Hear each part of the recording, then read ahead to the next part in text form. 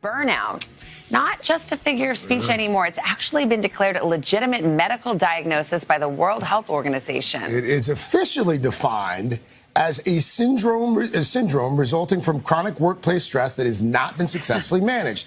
And there are three main symptoms. Here they are: feelings of energy depletion or exhaustion, increased mental distance from one's job or negativity and cynicism related to one's job, and reduced professional effectiveness. Check, check, and check. No, I'm kidding. NBC News medical correspondent who is very invigorated and happy to be here this morning, Dr. John Torres. So, I mean, a lot of people certainly have times of stress at their jobs. How do you know if you're actually experiencing this condition known as burnout? You know, it's interesting when people hear the symptoms, they're like, okay, I've been there before. I've Yes. seen it. And we all have stress. Stress goes hand in hand with what we do every single day. But we're able to handle that stress, and that's what we do as humans. We get the stress, we handle it, we get it under control, come back the next day, do it over and over again. If that stress goes continuous, then it starts turning into burnout. And burnout is one of those things that doesn't go away. And I always tell people, you can tell you have burnout if you simply just don't want to go into work, don't want to be there, or having issues with work. And so, again, the two go hand in hand. Stress is something we can handle and control. Burnout, not necessarily. Or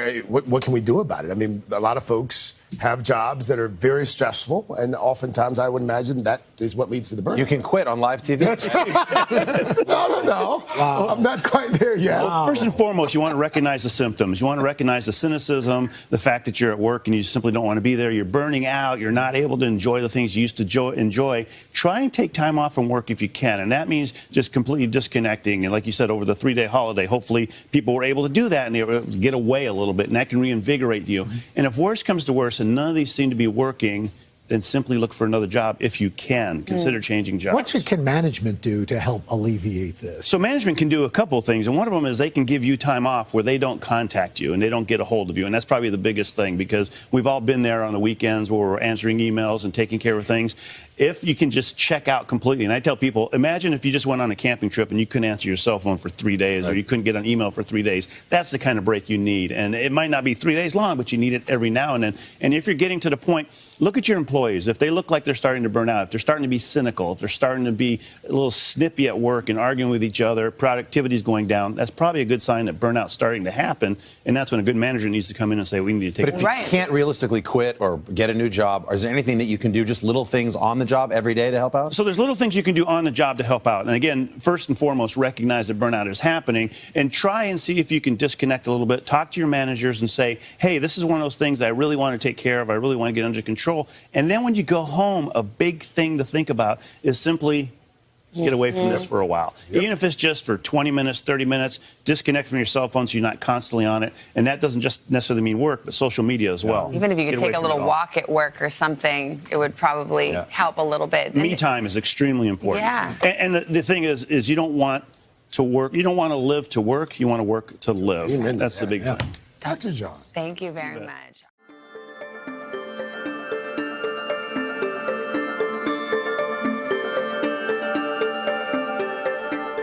In Health Watch, have you ever felt, answer's pretty obvious for most people, burned out at work? Well, it turns out the World Health Organization will now officially recognize that as a legitimate medical condition.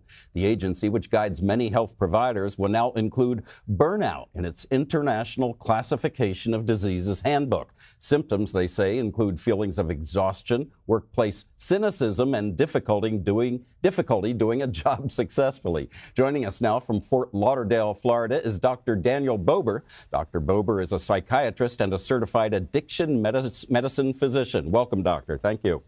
Thank you, Chip. Glad to be here. As an average worker, how do you know if you're feeling burned out?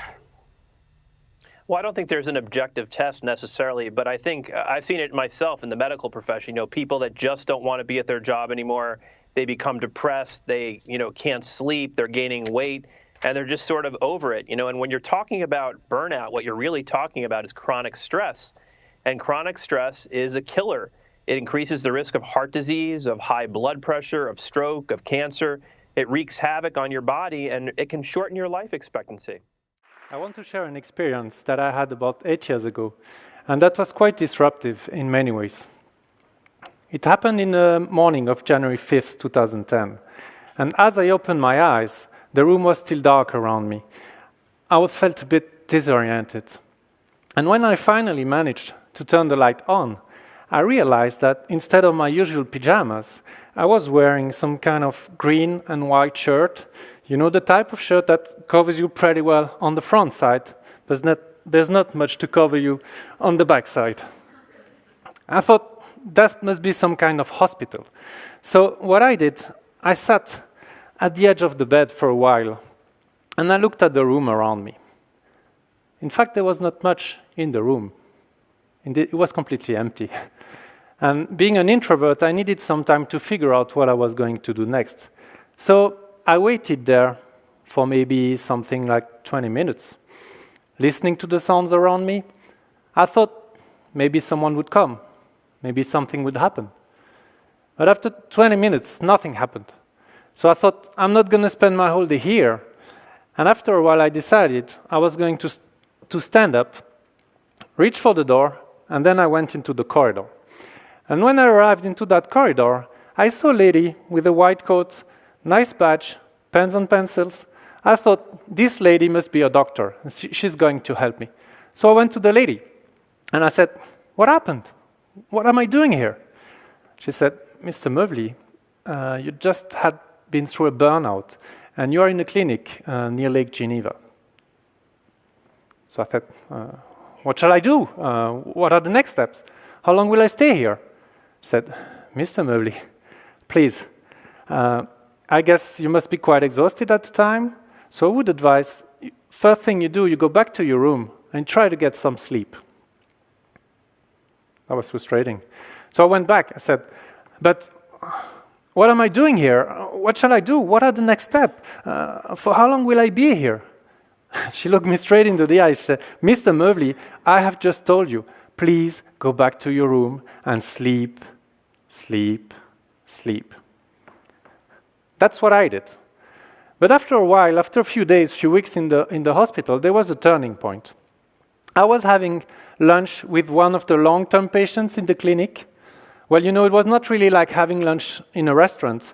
We were basically sitting at a table in the main hall where they would serve us the usual mix of food and medicines that you get in this type of clinic. And at that point, he told me, I said, Fred, you know, I've been observing you for the last 2 weeks, and I think you don't belong here.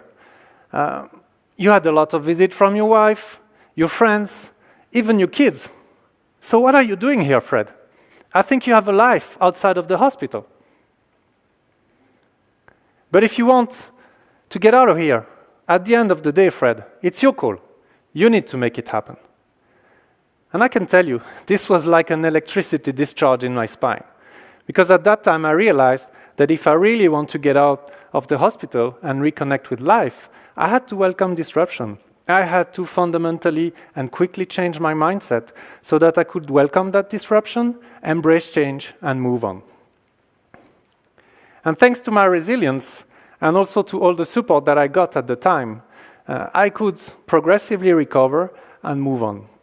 Of course, it was not an instant recovery, and I'm very grateful to all the people who gave me support at the time, being the doctors, the caregivers, my wife, family, friends, my mentor, and I cannot find words to describe what a gift it was when 2 years later, I could go back to the hospital, but this time in a completely different setting. At the time, we had the luck to welcome our third kid, the little Noemi, who then joined our growing family. And when I look back, I think that burnout has been really an incredible experience in terms of learning. So it was a great gift in a way. But at the same time, I'm aware that this is a big phenomenon in our society today, and it has a big social impact. So we should really do our best to try and prevent it. So in the next 10 minutes, I'm going to share with you some first-hand insights as to what is the exhaustion process, what can you do to prevent it for yourself, but also for the people around you that you care for. But before we do that, let's have a quick check with you in the room. I'm going to ask you, please, to raise your hand if at some stage in your life or your career, some of your friend, a colleague, somebody close to you went through the burnout experience and has been impacted by the burnout. So please raise your hand if that happened around you. Yeah, look around you. That's quite impressive, huh? So that's way too many burnouts. And let's see what we can do to prevent them. In the time that we have, I'm going to keep it simple. And I'm going to drive you through the exhaustion process, giving you some watch points around 3 main axes that get disrupted during the exhaustion. This is at the physical, at the mental, and at the emotional level. If you look first at the physical, what you need to do to manage your physical part of the exhaustion, first you need to understand how your nervous system works. In your nervous system, there's a part called autonomous nervous system that constantly regulates your physiology. It can either stimulate your body, that's called sympathetic activity, or it can slow it down, and this is called parasympathetic recovery. And this normally is an autonomous regulation we're not even aware of. You can even monitor that with some small devices. And I'm going to show you an example of how it looks like when this regulation works well. So here is what we did. We selected a person who had a good overall life balance, and we asked her to start wearing the device about 30 minutes before bedtime. And you see on this first graph the result of that monitoring of her nervous system during the night. So in the first 30 minutes, you see some red bars, and this corresponds to the sympathetic activity when the person was still awake and active. And when the person then goes to bed and falls asleep, you see that some green bars pick up. That's around 11 p.m., and that's when the nervous system directly switches into parasympathetic recovery. Okay? That's what you would normally have when the nervous system works well, and then it stays high for the whole night. So here the person had a full night of restorative sleep. That's a situation we would all like to have. However, if you overstimulate your nervous system during the day, it will start to impact the quality of your recovery at night. And that's what you see on the next graph, where this measurement was done with a person just after a stressful day. And you see that during the night, something unexpected happens. There are some red bars that pick up in the middle of the night, which shows that the nervous system has switched back into the active mode, whereas it should be in recovery mode because the person is asleep. And that's the trick, is that here, the person is not awake. The person is asleep. So it can happen when we are asleep. And here what happens is that the person, when she wakes up in the morning, she has basically lost 1 hour of restorative sleep without being aware of it.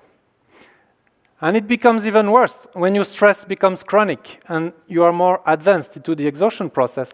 Then your nervous system is almost kind of locked into the active mode, which of course does not support you to recover. And it's a bit counterintuitive, isn't it? Because, I mean, here we are chronically fatigued and tired, so our nervous system should support us and recover. But it doesn't happen because it has been so much stimulated that it's kind of locked into the active mode. The next thing that gets disrupted during the exhaustion process is at a mental level. What happens at a mental level is that your ego does not want to accept that you are getting more and more tired. So your ego wants to maintain an ideal self-image. I call this the superhero syndrome. It means that despite the fact you're getting more and more tired and overwhelmed, your ego wants to project an image that you're still a kind of Superman or Wonder Woman, that you're on top of things, but indeed, you're getting overwhelmed. This is a protection mechanism of the ego. The problem is, as the exhaustion progresses, you start to develop a biased perception of yourself. And towards the end of the exhaustion, there is so much tension in the self-to-ego axis that at some point, your ego will dissociate from the self. So you have a complete disruption of the self-to-ego axis. You get trapped into your ego, and that's the stage that is called depersonalization. It's quite disturbing.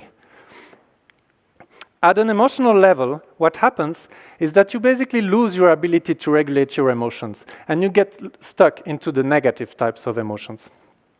I'm sure you can think of someone around you who would qualify as an energy black hole or an emotional black hole, always stuck into the negative. See that you're nodding? Yeah, well, to be honest, that's more or less how you look like when you are exhausted and when you are close to burnout. And of course, that does not support you moving forward. So you have a pretty good understanding of how the exhaustion works and how the different axes get disrupted by now. And I'm going to share some tips as to how you can manage that proactively. It's a simple yet effective technique to manage that. I call that the green ball analogy. So the green ball, it stands for your self-care and recovery. The green ball is your time for doing nothing. It's your time to slow down, rest, and recover. Right? And what happens as modern jugglers, like this guy in the middle of the chart, at some points we are so busy juggling with all the activities in our life that can be work-related, personal project, family, friends. We keep ourselves busy, and we tend to neglect the green ball. We tend to neglect our recovery. So it's very simple to remind that. If you want to be a happy juggler and keep juggling, yes, you juggle with all the rest, but make sure you always keep an eye on your green ball. Because if you don't, then what will happen is at some stage, you may drop your green ball, and that's when you burn out, right? So what do you do when you're in burnout? In burnout, you need to understand something. Burnout is like being a hostage. You're a hostage to your nervous system that is locked into the active mode. You are a hostage to your ego, and you are a hostage to your negative emotional state. You know, you're locked emotionally. So you're in that hostage situation.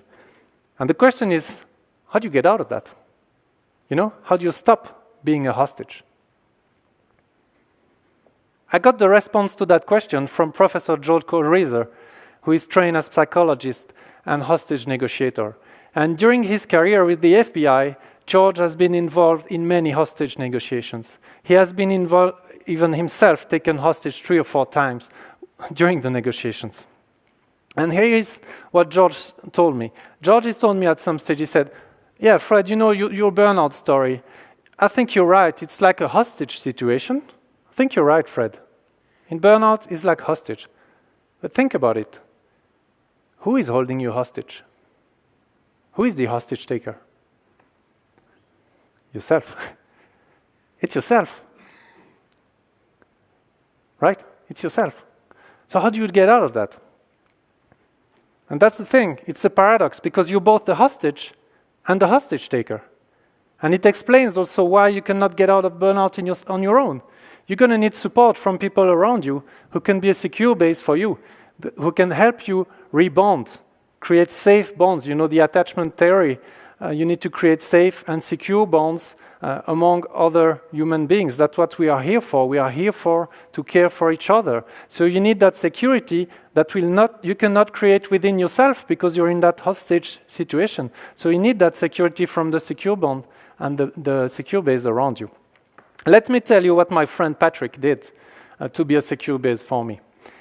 That was in the evening, just before the blackout that I described before. I was freshly admitted into the clinic, very unstable state, and my friend Patrick, when he heard that, he just dropped everything at work and drove to the clinic. There was my wife and his wife at the time, and after some point, he stayed with me, and I was in a very unstable state. I was paranoid, psychotic, and he stayed with me for the whole evening. I've been asking him a lot of twisted questions, all the questions that I had in my mind at the time. And he stayed with me. He kept the bond. He kept being a secure base. And around midnight, someone came and asked him, he said, "Sir, are you part of the hospital? Or are you just visiting your friend?" And said, "No, sorry, I'm just visiting my friend." And he said, "So, sorry, sir, but you will have to go." And then Patrick realized I was going to lose my secure base. So what did he do to keep the bond and to keep the secure base?